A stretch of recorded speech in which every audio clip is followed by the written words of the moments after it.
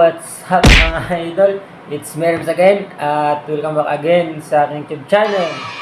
So, kung bago ka pa lang sa aking channel, please subscribe and hit the notification bell para always updated sa mga panibago kong ina-upload. So, kamusta po ulit mga idol? It's Merms again. Welcome back to my channel mga idol.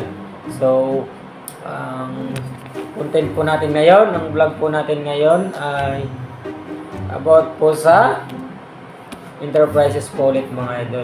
So, ang title nito ay paano gumawa ng resibo ng damage or item or bad order and written. So, hindi mga idol sa printed kundi and written. Paano nga ba gumawa nito sa enterprises? So, bago ko muna yan sagutin mga idol, ay quick intro muna tayo.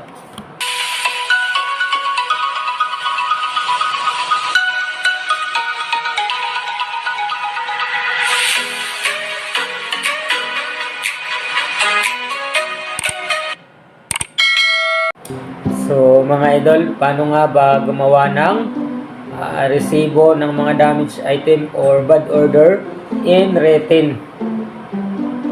In written mga idol, so hindi siya printed kundi sulat kamay lang mga idol.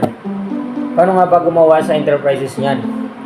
So mga idol, ipapakita ko dito sa gilid ko ang example ng paggawa ng resibo. Ang tawag niyan mga idol ay damage return reset. Damage return reset. Yan po ang tawag niyan sa enterprises. So mga idol, kita nyo naman ang nakalagay dyan sa taas ay name of the company, then kung anong branch. So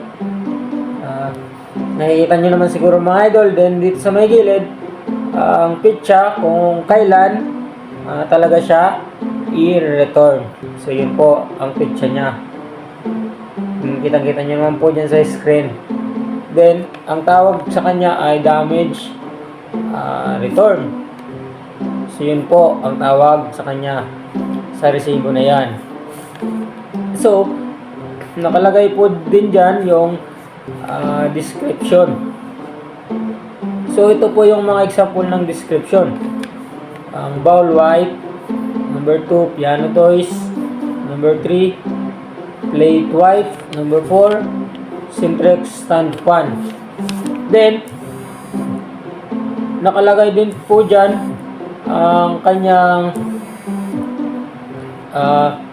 stock number. Ito po yung stock number nya. Ang bowl white ay H-001. Then, ang piano toys ay S-4, stock number nya. Then, ang plate white ay H-002, ang stock number niya. Then, sa number 4, ang Sintrex stand fan. Ang stock number niya ay CX-1901B. So, yan mga idol, kitang-kita nyo naman dyan sa screen, ang stock number niya. Then, ang sunod po ay ang damage. So, yun po, dapat ang specific damage ang ilagay nyo dito. So, ang una po, sa bowl white H-001, ang nakalagay na damage ay basag or crack. So, yun po. Then, sa piano toys naman, ang nakalagay na damage ay not functioning. So, sa Tagalog mga idol, ay hindi gumagana. Hindi gumagana ang piano toys na yan, ang item na yan. So, yun po ang kanyang damage. Then, ang sa plate white naman po, ang damage niya ay basag or crack. So, yun po. Kadalasan po sa mga plato at sa bowl, nababasag yan mga idol or nakakrack. So, yun po. Then, sa Sintrex stand fan naman, appliances to mga idol, electric fan to, stand fan. Ang damage na naman niya dito mga idol na nakalagay dyan sa screen ay not functioning. So, sa Tagalog din nga ay hindi gumagana. So, yun po ang damage niya. Kaya po sila i-return. Yan po ang nakalagay sa damage niya. sa Centrex stand fan, not functioning. So yun po. Mga specific damage po yan. Basag, crack, not functioning. So yun po ang mga specific damage na nire-return sa warehouse. Yung mga damage item. So yun po. Then, nakalagay din po dyan sa screen, sa tawag nito, sa example nating resibo, ang nakalagay ay quantity.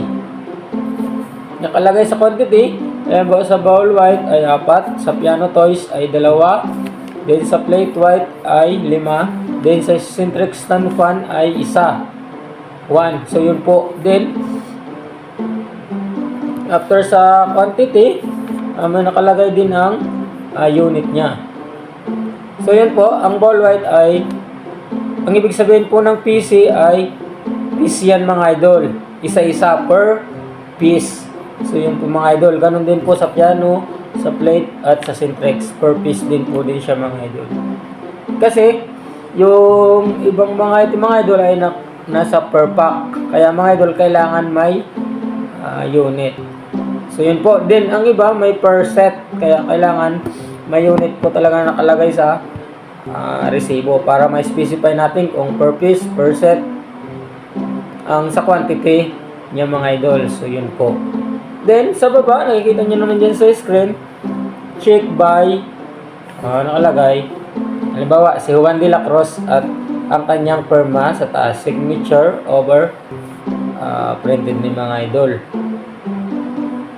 So yun po, yan po ay ang checker. Pasensya mga idol at nakalimutan ko sa taas, nakalimutan ko na lagyan ng checker yun mga idol ng designation, si Juan de la Cruz. Kadalasan po na nag-check yan mga idol ay ang checker. So yun po, si Juan de la Cruz yun po, checker siya. Then syempre ilalagay mo din dyan yung supervisor nyo. Ang nakalagay dyan sa supervisor ay si J. Ramos din, pirma niya sa taas mga idol. So ibig sabihin pag pinirmahan ng supervisor, so okay po lahat ng chinik mo mga idol, kaya po siya nag-sign.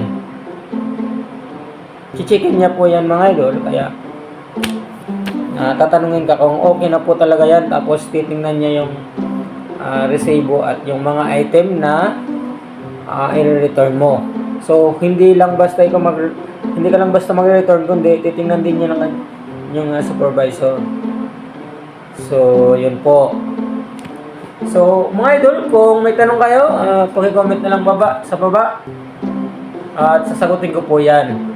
Yan lang po ang paraan ng paggawa ng damage return na resibo in written mga idol. So sulat kamay lang siya mga idol. So yun po, yan lang po. So I hope meron naman po akong laser sa inyo kahit kunting information lang. Maraming salamat sa panonood mga idol. So hanggang dito lang ako mga idol. God bless.